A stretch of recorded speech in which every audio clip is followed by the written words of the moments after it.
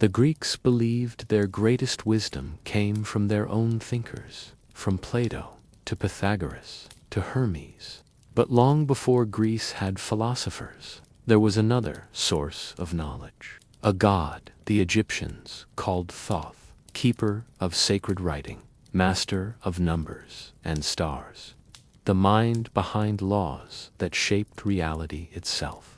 Greek scholars traveled in silence to Egypt, not as teachers, but as students. What they learned was never spoken openly. It was woven into philosophy, hidden inside symbols, and disguised as Greek thought. Tonight, we uncover what the Greeks truly learned from Thoth's wisdom, and why this knowledge was never meant to be traced back to its source. Thoth's presence in Egyptian culture was immense.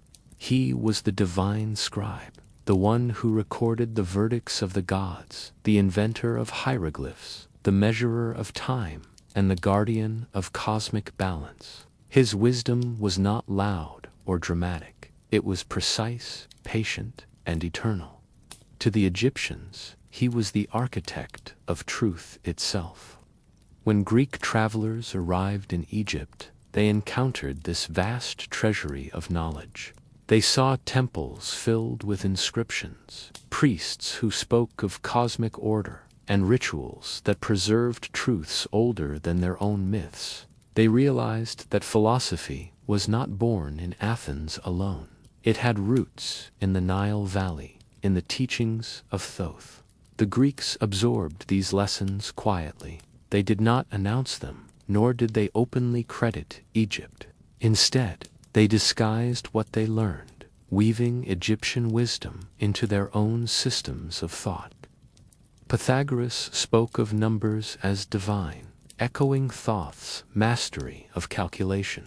Plato mused about writing and memory, reflecting Thoth's invention of sacred script. Hermes Trismegistus emerged as a fusion of Greek and Egyptian thought, carrying Thoth's wisdom into a new identity. This silent transmission shaped the foundations of Greek philosophy. What appeared as purely Greek ideas were often Egyptian truths, hidden in symbols, transformed in language, and preserved in secrecy. The Greeks became the storytellers, but Thoth remained the hidden source. If you love mythology and history from all cultures and forbidden ancient stories, subscribe, because this channel reveals the secrets behind every myth. And let me know from where you're watching from. Long before the marble columns of Athens rose against the sky, Egypt had already built its monuments of wisdom. The Nile Valley was not only a river of life, but a river of knowledge, carrying ideas as steadily as it carried water. Its floods nourished the land, and its rhythms taught the people that the universe itself was ordered, cyclical, and eternal. From this land came the first great lessons that would later echo in Greek philosophy. Egypt was the cradle of ancient knowledge because it treated wisdom as sacred. Writing was not a convenience, but a divine gift. Mathematics was not a tool, but a reflection of cosmic harmony. And astronomy was not curiosity, but the study of eternal truth. Every temple wall, every carved hieroglyph, every ritual performed was part of a vast system designed to preserve and transmit knowledge across generations. Priests guarded this wisdom carefully. They studied the stars to predict the flooding of the Nile. They measured land with geometry to restore boundaries after the waters receded. And they recorded laws to ensure justice was aligned with math, the principle of balance. To them, knowledge was not separate from life. It was the very structure of existence. When Greek travelers arrived, they were astonished. Egypt was older than their myths, deeper than their philosophies, and richer in symbols than their own traditions. They saw that wisdom here was not debated in marketplaces, but carved into stone, preserved in rituals, and guarded in temples. Egypt had already done what Greece was only beginning to imagine. It had turned knowledge into civilization. The Greeks would later claim their philosophers as the fathers of wisdom, but Egypt was the mother. It was here that the seeds of philosophy were planted, seeds that would cross the Mediterranean and bloom in Athens. Egypt's cradle rocked gently, holding truths that shaped not only its own people, but the future of thought itself. In this way, Egypt became the silent teacher, the hidden source, the foundation upon which Greek wisdom would rise. The cradle of knowledge rested on the banks of the Nile, and from it the world learned to measure, to write, to balance, and to seek truth in the stars. In the vast imagination of Egypt, wisdom was not scattered or accidental. It was organized, measured, and preserved by one divine figure, Thoth, the ibis-headed god who stood as the keeper of universal laws. To the Egyptians, Thoth was more than a deity of writing or calculation. He was the mind behind the order of reality itself. Thoth's role was immense. He was believed to have invented hieroglyphs, giving humanity the ability to record speech, preserve memory, and transmit knowledge across generations. He measured the heavens, charted the stars, and established the calendar that guided the Nile's floods and the rhythm of agriculture. He was the divine mathematician, ensuring that the cosmos remained balanced, that time flowed correctly, and that truth was never lost. But Thoth was also the guardian of justice. In the Hall of Judgment, he stood beside Osiris, recording the verdict as hearts were weighed against the feather of Mat. His pen was impartial, his record eternal. No soul could escape his precision, for Thoth embodied the principle that truth was not opinion but law, not fleeting but eternal. The Greeks, when they encountered this vision, were struck by its depth. They admired the idea that wisdom was not chaotic but structured, that the universe itself was governed by laws that could be studied, understood, and applied. This concept resonated with their own emerging philosophies. Pythagoras saw numbers as divine. Plato spoke of eternal forms, and Aristotle sought universal principles, all echoes of Thoth's role as keeper of cosmic order. Thoth's wisdom was not loud or dramatic. It was quiet, patient, and precise. He did not fight battles or command armies. He wrote, measured, and recorded. His power lay in knowledge, in the laws that shaped reality, in the truths that endured beyond time. For the Egyptians, Thoth was the silent architect of the cosmos. For the Greeks, he became the hidden source of philosophy. His universal laws crossed the Mediterranean, disguised in Greek thought, but always carrying the essence of Egyptian truth. Egypt did not keep its wisdom locked away forever. Though its priests guarded rituals and its temples held secrets, knowledge has a way of traveling. It moves with merchants, with wanderers, with seekers of truth. And so, the sacred knowledge of Thoth began to pass beyond Egypt's borders, carried silently across the Mediterranean.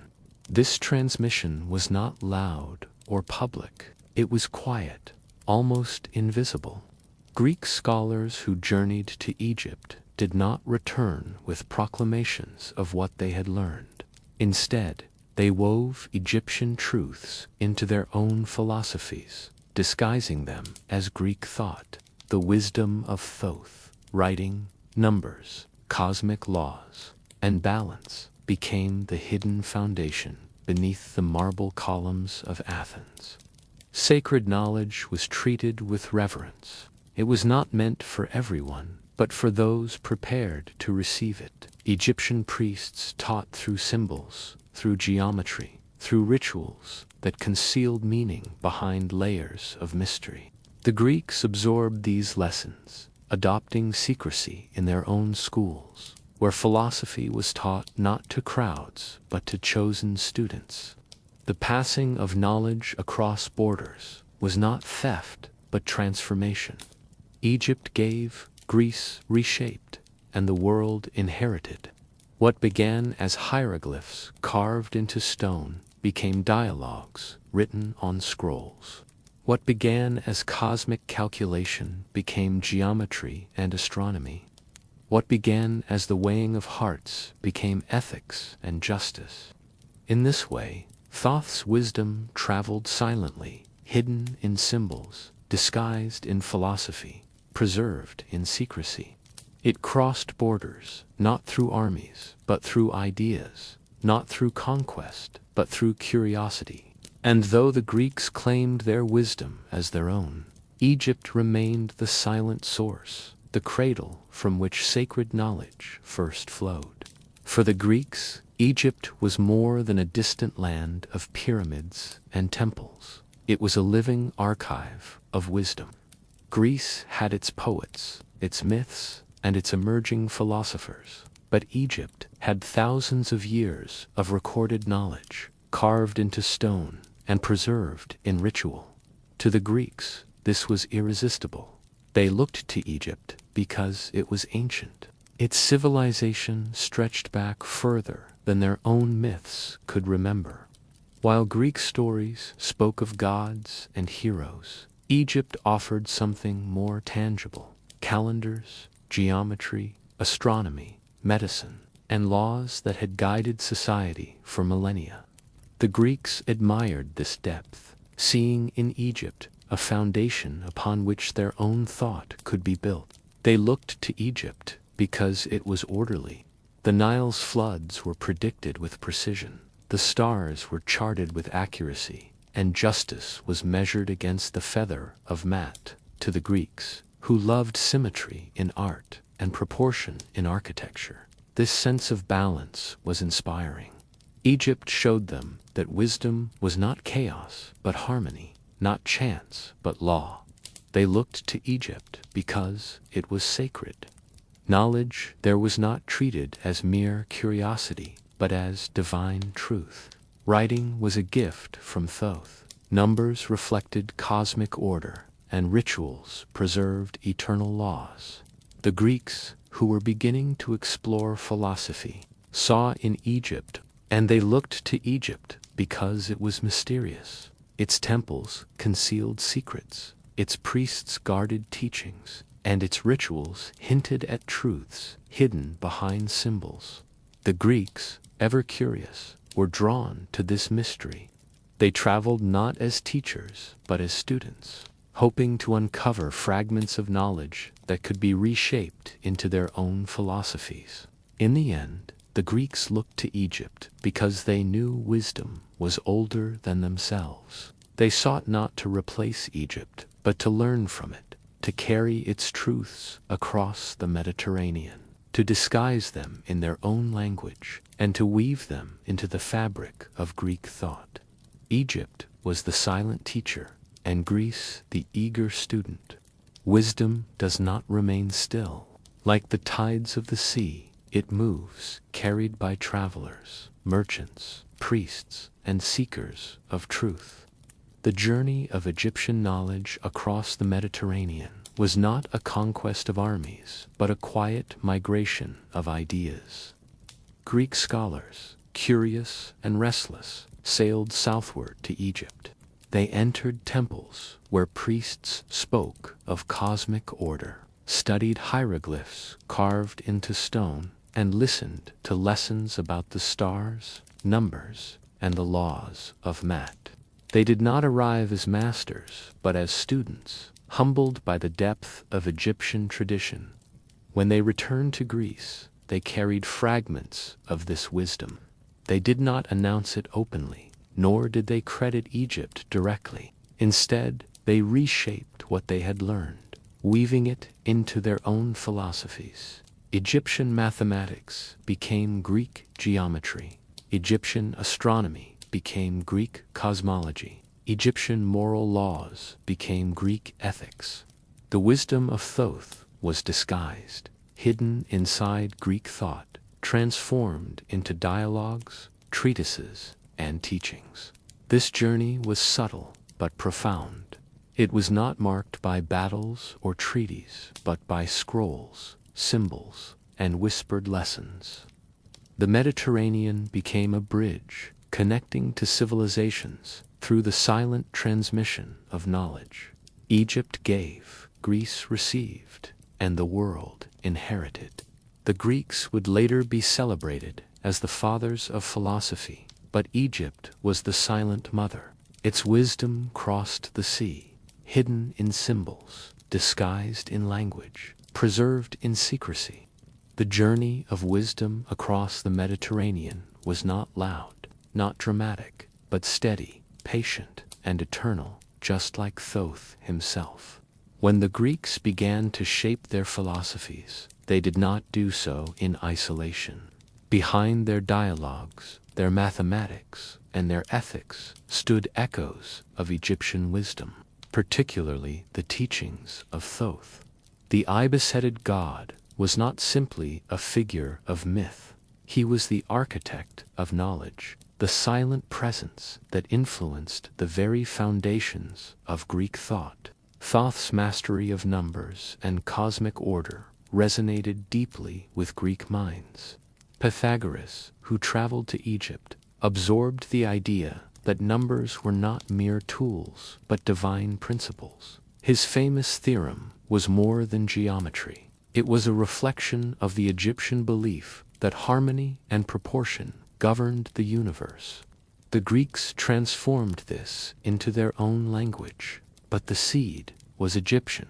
Plato, too, carried Thoth's influence. His theory of eternal forms, perfect, unchanging truths beyond the material world, echoed the Egyptian concept of Mat, the eternal balance that shaped both life and afterlife. Plato's dialogues disguised these lessons as Greek philosophy, but beneath them lay the wisdom of Egypt's god of truth. Even Aristotle's pursuit of universal laws reflected Thoth's role as keeper of cosmic order. The idea that reality could be studied, categorized, and understood through principles was not born in Athens alone. It was nurtured in the temples of Egypt, where priests measured the stars, recorded laws, and preserved truths for centuries. The Greeks later fused Thoth with their own Hermes, creating Hermes Trismegistus, the thrice great Hermes, a figure who embodied the union of Greek and Egyptian wisdom. Through him, Thoth's teachings were preserved, reshaped, and carried into the Western tradition. Thus, the origins of Greek thought were not purely Greek. They were Egyptian at their roots, disguised in new language, transformed into new systems, but always carrying the essence of Thoth's wisdom. The Greeks became the storytellers, but Thoth remained the silent source, the hidden architect behind philosophy itself. When Greek thinkers absorbed the wisdom of Egypt, they did not leave Thoth behind. Instead, they reshaped him, translated him, and gave him a new name, Hermes Trismegistus, the thrice great Hermes. This figure was not a simple invention of Greek imagination, but a fusion of cultures, a bridge between Egyptian sacred knowledge and Greek philosophy. Hermes, in Greek tradition, was already a messenger of the gods, a guide of souls, and a patron of communication. But when the Greeks encountered Thoth, the Egyptian scribe of the gods, they saw a reflection of their own Hermes, only deeper, older, and more profound. Thoth was not merely a messenger. He was the keeper of writing, the master of numbers, the guardian of cosmic law. By merging Hermes with Thoth, the Greeks created a figure who embodied both traditions, carrying Egyptian wisdom into Greek thought. The title, Trismegistus, thrice great, was a recognition of this union. It suggested greatness in wisdom, greatness in knowledge, and greatness in divine authority. Hermes Trismegistus became the symbolic teacher of hidden truths, the author of sacred texts, and the voice of philosophy that blended Egyptian order with Greek inquiry. Through this transformation, Egyptian teachings were preserved but disguised. The writings attributed to Hermes Trismegistus, later called the Hermetica, carried echoes of Thoth's wisdom, the importance of balance, the divinity of numbers, the eternal nature of truth, and the sacredness of writing. These texts influenced not only Greek philosophy, but also Roman thought, medieval mysticism, and Renaissance science. The birth of Hermes was, in truth, the rebirth of Thoth in Greek clothing. It was the way Egyptian wisdom survived across borders, hidden in symbols, disguised in language, and carried forward into new traditions. Hermes Trismegistus stood as the living proof that the Greeks had learned from Egypt, that their philosophy was not isolated, but connected, and that the wisdom of Thoth continued to echo through the ages. The wisdom of Egypt was never meant to be handed out freely. It was guarded, concealed within temples, and revealed only to those who proved themselves worthy. These sanctuaries of learning became known as mystery schools, places where knowledge was not taught in open forums, but whispered in rituals, encoded in symbols, and preserved through secrecy. In Egypt, the mystery schools were overseen by priests who carried the authority of Thoth. They taught lessons of cosmic order, sacred geometry, the cycles of time, and the moral laws of math. But these teachings were not given to everyone. Only initiates, those who had undergone purification, discipline, and preparation, were allowed to glimpse the deeper truths. To the unprepared, wisdom was dangerous. To the worthy, it was transformative. When Greek scholars traveled to Egypt, they encountered these hidden traditions. They were not welcomed as casual visitors, but tested as seekers. Those who passed were initiated into layers of knowledge that went beyond ordinary learning. They studied the stars, learned the symbolism of numbers, and absorbed the sacred laws that governed both life and death. The Greeks carried this model back home, their own schools of philosophy, the Academy of Plato, the teachings of Pythagoras, the Lyceum of Aristotle, echoed the secrecy of Egypt. Knowledge was not broadcast to crowds, but taught to chosen students, often in coded language, often hidden behind allegory. The Greeks had inherited not only Egyptian wisdom, but also the Egyptian way of guarding it. Mystery schools ensured that sacred knowledge survived across centuries. They preserved truths that could not be spoken openly, truths that were hidden in geometry, disguised in myth, and encoded in philosophy. Through them, Thoth's wisdom passed silently into Greece, transformed into Greek thought, but always carrying the essence of Egyptian secrecy. Thus, the mystery schools became bridges between worlds, temples in Egypt, academies in Greece, each guarding the same eternal truths, each ensuring that wisdom was preserved, hidden, and passed only to those prepared to receive it. In Egypt, wisdom was never treated as something to be scattered among the crowds. It was sacred, powerful, and carefully guarded. The priests believed that knowledge, if given to the unprepared, could cause disorder rather than harmony. And so, much of what Thoth had revealed, the secrets of writing, the mysteries of numbers, the laws of the cosmos, was reserved only for the initiated. To become an initiate was no simple task. It required discipline, purification, and devotion. Those chosen were tested in silence, taught through symbols, and guided through rituals that concealed meaning behind layers of mystery. The lessons were not spoken plainly, but hidden in geometry, encoded in myth, and preserved in sacred rites. Only those who proved themselves worthy could step deeper into the temple's wisdom. When Greek seekers arrived in Egypt, they encountered this guarded tradition. They were not welcomed as casual visitors, but challenged as students.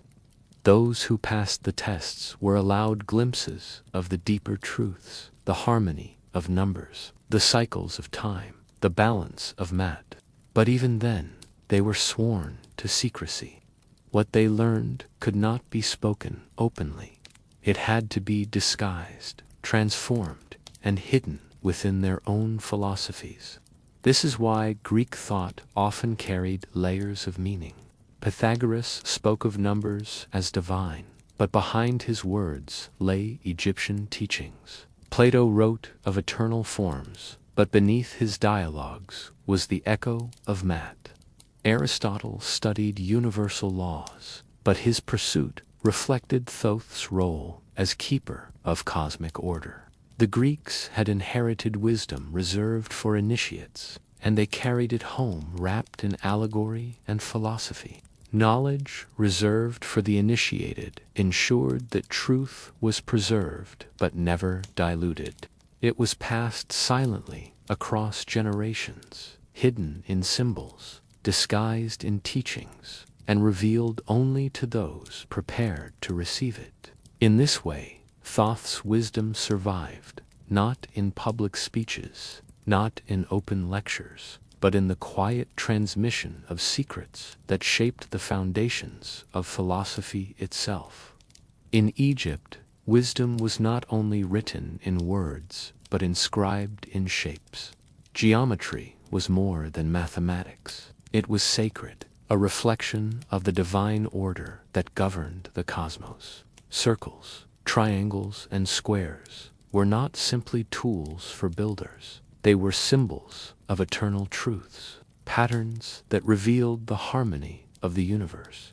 Thoth, the master of numbers and stars, was believed to have given humanity this knowledge. He measured the heavens, charted the movements of celestial bodies, and taught that proportion was the language of creation. To the Egyptians, geometry was the key to understanding both the earth and the sky, both the temple and the cosmos. The Greeks, when they encountered this vision, were captivated. Pythagoras absorbed the idea that numbers were divine, that harmony could be expressed in ratios, that the universe itself was mathematical.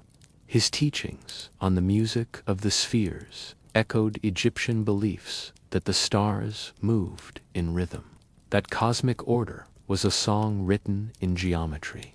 Plato carried this further, speaking of perfect forms, circles, triangles, and ideals that existed beyond the material world. These ideas reflected the Egyptian reverence for geometry as a bridge between the human and the divine. For Plato, geometry was not only a subject of study, but a path to truth, a way to glimpse eternal order. Sacred geometry shaped temples, pyramids, and cities. It guided the construction of monuments aligned with the stars, ensuring that human structures mirrored cosmic harmony. The Greeks, inspired by this, built their own temples with symmetry and proportion, believing that beauty was a reflection of truth. Cosmic order was not abstract. It was visible in the rising of the sun, the flooding of the Nile, the movement of the stars. Geometry captured this order, turning cycles into shapes, rhythms into ratios, truths into symbols. The Greeks inherited this vision, transforming it into philosophy, mathematics, and art. Thus, sacred geometry became the silent language of wisdom, a way to see the cosmos not as chaos, but as harmony, not as chance, but as law. Through Thoth's teachings, the Greeks learned that numbers and shapes were more than tools. They were the keys to understanding the eternal order of reality itself. Egyptian wisdom was not only about numbers, stars, and geometry. It was also about how people lived. At the heart of this wisdom were the moral laws of Mat, the principle of truth, balance, and justice. These laws were not written as casual advice, but as eternal rules, guiding both the living and the dead. In the hall of judgment, every soul was measured against the feather of Mat. The heart, heavy with lies or cruelty, would fail the test, while the heart aligned with truth would pass into eternity. This image of balance was more than a ritual. It was a moral lesson. It taught that every action carried weight, that justice was impartial, and that truth was eternal. The Greeks, when they encountered this vision, absorbed it deeply. They saw that philosophy was not only about abstract thought, but about how to live. Pythagoras taught discipline and purity, echoing the Egyptian idea that morality was preparation for eternity. Plato spoke of justice as harmony within the soul, reflecting the balance of Mat. Aristotle described virtue as the mean between extremes, a concept that mirrored the Egyptian scales of truth. These moral laws shaped the foundations of Greek philosophy. They taught that wisdom was not separate from ethics, that knowledge without virtue was incomplete, and that truth was the highest law.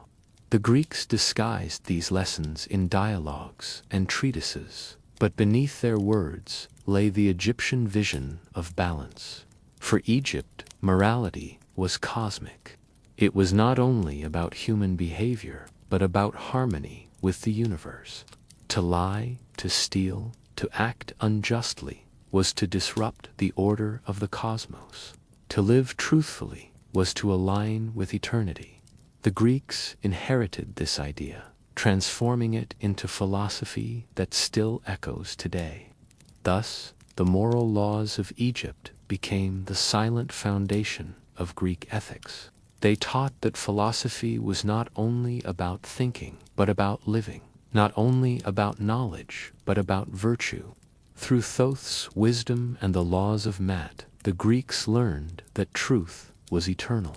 Justice was balance, and morality was the path to harmony with the cosmos. Among the many gifts attributed to Thoth, none was more transformative than writing. To the Egyptians, hieroglyphs were not mere marks on stone. They were sacred symbols, vessels of divine speech. Writing preserved memory, carried law, and ensured that wisdom endured beyond the fleeting breath of human life. Thoth was believed to have invented this art, giving humanity the ability to record truth. In temples, priests carved inscriptions that told of cosmic order, rituals, and eternal laws. In tombs, hieroglyphs guided souls through the afterlife, ensuring that memory itself became a bridge to eternity. Writing was not only practical, it was divine. The Greeks, when they encountered this reverence, were deeply influenced. They already had their alphabet, but Egypt taught them that letters were more than tools, they were sacred. Plato reflected on this in his dialogues, warning that writing could weaken memory, yet acknowledging its power to preserve thought. Behind his caution was the shadow of Thoth, reminding him that writing was both a gift and a burden. Memory, too, was central to Egyptian wisdom. To forget was to lose truth. To remember was to preserve eternity. Writing became the safeguard of memory, ensuring that knowledge was not lost with death, but carried forward across generations. The Greeks absorbed this lesson, building libraries, recording dialogues, and preserving philosophy in scrolls. Their reverence for memory and writing echoed the Egyptian belief that knowledge was divine. Divine knowledge was not given freely. It was hidden in symbols, encoded in hieroglyphs, preserved in rituals. Only the initiated could understand its depth. The Greeks adopted this secrecy, disguising wisdom in allegory, embedding truths in philosophy, and preserving sacred knowledge in texts attributed to Hermes Trismegistus. Thus, writing, memory, and divine knowledge became the silent foundation of philosophy. Through Thoth's gift, the Greeks learned that words could carry eternity, that memory was sacred, and that knowledge was not human invention but divine truth. Writing was the bridge between mortal thought and eternal wisdom, a gift that shaped civilizations and ensured that truth would never be forgotten. For the Egyptians, time was not a straight line but a circle. It was a rhythm, a cycle, a pattern that repeated endlessly. The rising of the sun, the flooding of the Nile, the movement of the stars, all of these were signs that the universe was ordered, predictable, and eternal. Time was not chaos, it was harmony.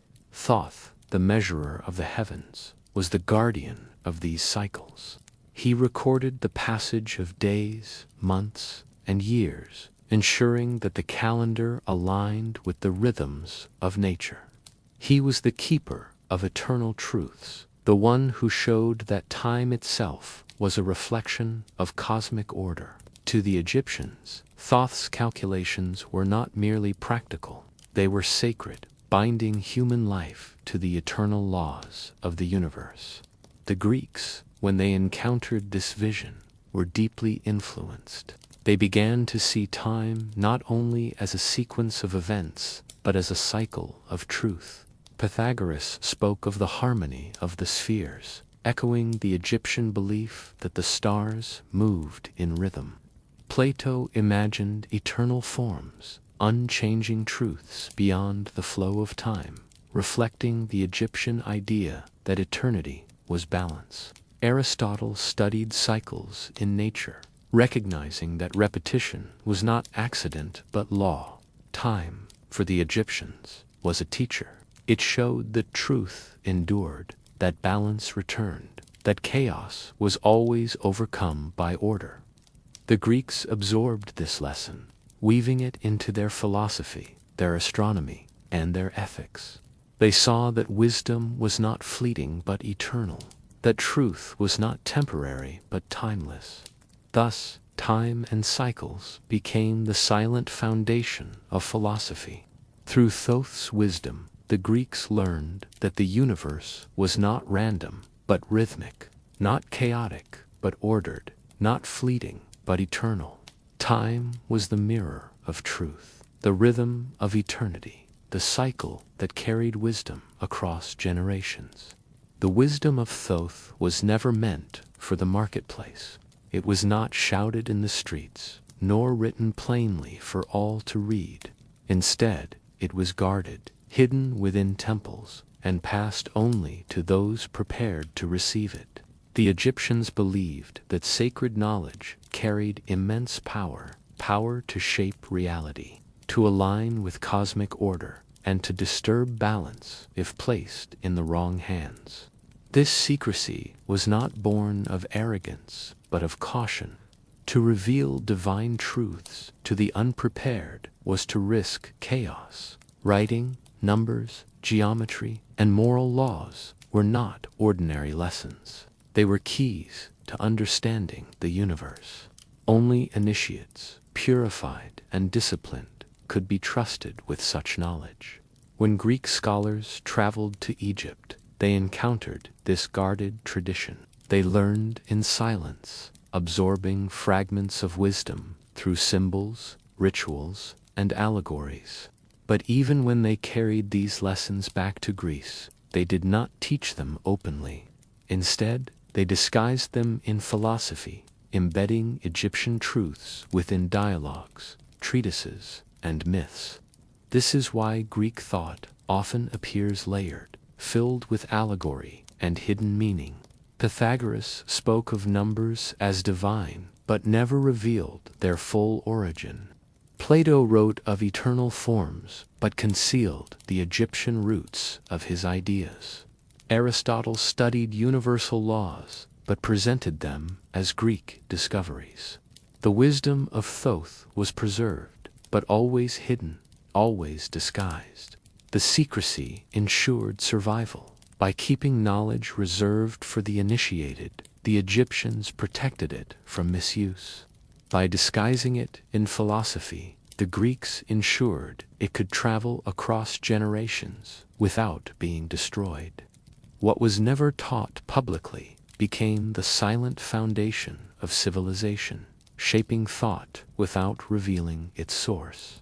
Thus, the wisdom of Thoth remained hidden, not lost, not forgotten, but carefully concealed. It was never taught publicly because it was never meant to be ordinary. It was sacred, eternal, and powerful, a truth too great to be spoken openly, yet too important to be left behind.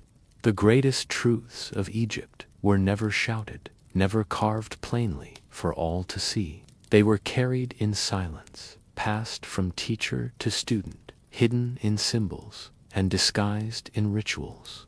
This silent transmission of wisdom was the way Thoth's knowledge survived across centuries and across cultures. Egyptian priests believed that wisdom was too powerful to be spoken openly. To reveal it without preparation was to risk imbalance. And so they taught through allegory, through geometry, through myth. The lessons were there, but only the initiated could understand them. The silence was not emptiness, it was protection. When Greek scholars traveled to Egypt, they entered this world of secrecy. They learned, not through lectures, but through hints, through rituals, through symbols that concealed meaning. They carried these lessons home, but they did not reveal them directly. Instead, they embedded them in philosophy, disguised them in dialogues, and preserved them in myths. This is why Greek thought often feels layered, filled with hidden meanings. Pythagoras spoke of numbers as divine, but behind his words was Egyptian calculation. Plato wrote of eternal forms, but beneath his dialogues was the balance of math. Aristotle studied universal laws, but his pursuit echoed Thoth's role as keeper of cosmic order. The wisdom was there, but it was silent, hidden beneath Greek language. The silent transmission ensured survival. By keeping wisdom concealed, Egypt protected it from misuse. By disguising it in philosophy, Greece ensured it could travel across generations without being destroyed. What was never spoken openly became the foundation of civilization, shaping thought without revealing its source. Thus, the wisdom of Thoth was not lost, not forgotten, but carried in silence. It moved across borders, across centuries, across languages, hidden in symbols, disguised in philosophy, preserved in secrecy. The silent transmission of wisdom was the bridge between Egypt and Greece, the quiet path by which eternal truths entered the world. When wisdom crossed the Mediterranean from Egypt to Greece, it did not remain untouched. Ideas transformed, symbols shifted, and meanings were reshaped to fit new languages, new cultures, and new philosophies. In this transmission, much was preserved, but much was also changed, and some truths were lost. The Egyptians treated knowledge as sacred, guarded within temples and mystery schools. The Greeks, however, began to present philosophy in dialogues, lectures, and writings. What had once been hidden behind ritual became more accessible, but in the process, the depth of secrecy and symbolism was diminished. The Greeks gave wisdom a new voice, but the silence of Egypt was lost. Geometry, for example, was preserved but altered. In Egypt, it was sacred, tied to cosmic order and divine proportion. In Greece, it became a discipline of mathematics, admired for its logic and beauty, but stripped of its ritual significance. The numbers remained, but the sacredness faded. Moral laws, too, were transformed. The Egyptians saw morality as cosmic balance, measured against the feather of Mat. The Greeks reshaped this into ethics, describing virtue as moderation and justice as harmony within the soul. The essence survived, but the image of divine judgment was left behind. Even Thoth himself was changed. In Egypt, he was the ibis-headed god, the scribe of the gods, the keeper of truth. In Greece, he became Hermes Trismegistus, a fusion of traditions, a philosopher rather than a deity. His wisdom endured, but his identity was disguised, hidden beneath Greek language. What was lost was not knowledge alone, but context, the rituals, the symbols, the sacred atmosphere that gave Egyptian wisdom its depth were left behind. What was changed was the way wisdom was taught, from silence to speech, from temple to academy, from ritual to philosophy. Yet even in what was changed and what was lost, the essence remained. The Greeks carried Egypt's truths across centuries, reshaped but alive, disguised but enduring. The wisdom of Thoth survived, not in its original form, but in echoes that still resonate in philosophy today. Though millennia have passed since the temples of Egypt stood as centers of wisdom, the teachings of Thoth continue to echo in the world around us. His influence is not confined to hieroglyphs or rituals. It lives quietly in the foundations of philosophy, science, and spirituality. Thoth's gift of writing echoes every time we record knowledge, preserve memory, or pass ideas across generations. The act of writing itself, whether on stone, parchment, or digital screens, carries the same sacred purpose: to ensure that truth endures beyond the moment. His mastery of numbers and geometry echoes in mathematics, architecture, and music. The harmony of proportions that guided Egyptian temples now shapes modern buildings, art, and even the rhythms of sound. Every time we marvel at symmetry or balance, we are hearing Thoth's voice. His role as keeper of cosmic order echoes in philosophy and law. The idea that justice must be impartial, that truth is eternal, and that morality is balance can be traced back to the feather of Mat and Thoth's impartial record. Modern ethics, legal systems, and even scientific principles of order carry fragments of this ancient vision. His understanding of time and cycles echoes in astronomy, calendars, and the way we measure life itself. The Egyptians saw time as rhythm, and today we still live by cycles, seasons, years, celestial movements, all reflections of Thoth's calculations. Even in spirituality, Thoth's teachings echo. The Hermetic tradition, born from the fusion of Thoth and Hermes, continues to inspire seekers of hidden wisdom. Concepts of as above, so below, and the search for eternal truths are direct descendants of Egyptian sacred knowledge. What is most remarkable is that these echoes often hide in plain sight. We may not name Thoth, but his wisdom lives in the way we write, calculate, judge, and seek truth. His teachings are woven into the very fabric of civilization, disguised as philosophy, science, and art. Thus, Thoth's voice has never been silenced. It whispers in every book, every equation, every law, every cycle of time. His wisdom echoes today not as myth alone, but as the hidden foundation of the world we live in. The wisdom of Thoth did not vanish with the fall of temples or the fading of hieroglyphs. Instead, it slipped quietly into the fabric of civilization, hidden in plain sight. What was once guarded in Egypt's mystery schools now lives disguised in philosophy, science, and even everyday life. Look closely at the scales of justice carved above courthouses across the world. They echo the feather of Mat, the balance Thoth recorded in the Hall of Judgment. The symbol survives, but its Egyptian origin is forgotten. Consider the geometric perfection of architecture, from the pyramids to the Parthenon, from medieval cathedrals to modern skyscrapers. The harmony of proportion, the reverence for symmetry, the belief that beauty reflects truth, all of these are echoes of sacred geometry. Lessons first measured by Thoth. Even the written word itself is a hidden truth. Every book, every scroll, every inscription carries the shadow of Thoth, the god who gave humanity writing. We no longer call it divine, yet we treat it as essential as the foundation of memory, law, and culture.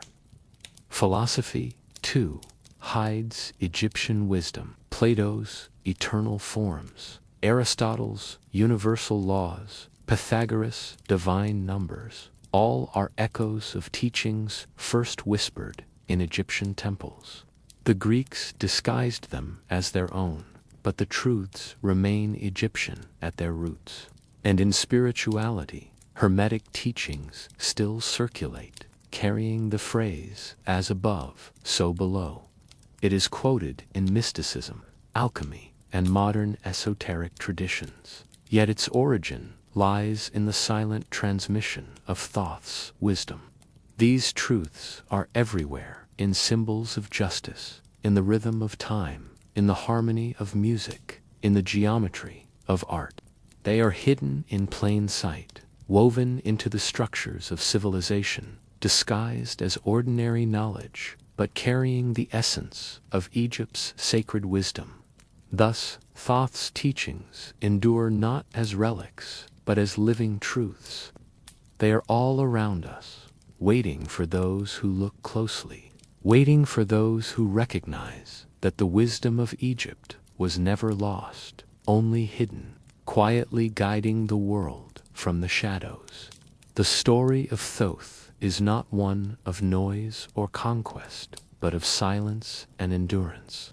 His wisdom traveled across temples, across seas, across centuries, always hidden, always disguised, yet never destroyed. From Egypt's sacred halls to Greece's academies, from Hermetic texts to modern philosophy, the voice of Thoth has remained a whisper, guiding humanity toward truth, balance, and harmony. When Egyptian priests carved hieroglyphs into stone, they were not merely recording events, they were preserving eternal truths, ensuring that the rhythm of the cosmos would never be forgotten. Thoth, the scribe of the gods, was believed to have given humanity this gift, the ability to capture memory, to bind thought into symbols, to carry wisdom across generations. The Greeks, when they encountered this tradition, absorbed it deeply. They carried fragments of Egyptian knowledge back to their academies, reshaping it into philosophy. What had once been whispered in temples became dialogues in Athens, treatises in Rome, and manuscripts in medieval monasteries. The wisdom of Thoth traveled silently, disguised in new languages, yet always alive. Geometry and proportion. The Egyptians saw numbers as divine, reflections of cosmic order. The Greeks transformed this into mathematics, but the sacredness remained hidden beneath logic. Moral balance. The feather of Mat became the foundation of ethics. Plato's justice, Aristotle's virtue, and Pythagoras' discipline all carried echoes of Egyptian morality. Cycles of time, the rising sun, the flooding Nile, the movement of stars. These rhythms became the Greek study of astronomy and philosophy of eternity, writing and memory. Every scroll, every book, every library is a descendant of Thoth's gift. The act of recording knowledge is itself an echo of divine wisdom. Yet not all survived. The rituals, the secrecy, the sacred atmosphere of Egyptian temples faded as wisdom crossed into Greece. What had been divine became philosophical. What had been ritual became logic. The Greeks preserved the essence, but lost the mystery. The silence of Egypt was replaced with the speech of Athens. Even so, Thoth's voice has never been silenced. It echoes in the scales of justice carved above courthouses, in the symmetry of architecture, in the rhythm of music, in the cycles of time we measure. His wisdom is hidden in plain sight, guiding humanity quietly, patiently, eternally. The whisper of Thoth is not loud. It does not demand attention. It waits for seekers, for those who look closely, for those who recognize that truth is timeless and balance eternal. His teachings remind us that wisdom is not always spoken openly. Sometimes it is carried in silence, waiting to be discovered. Now, as the story closes, let the echoes of Thoth settle like stars above the Nile. The temples grow quiet, the scrolls rest in shadow, and the wisdom waits patiently for the next seeker. The journey of knowledge continues, but for tonight, the whisper softens into stillness. The eternal truths remain, hidden yet alive, guiding the world from the shadows. Sleep now, with the wisdom of ages resting gently in the dark. Good night.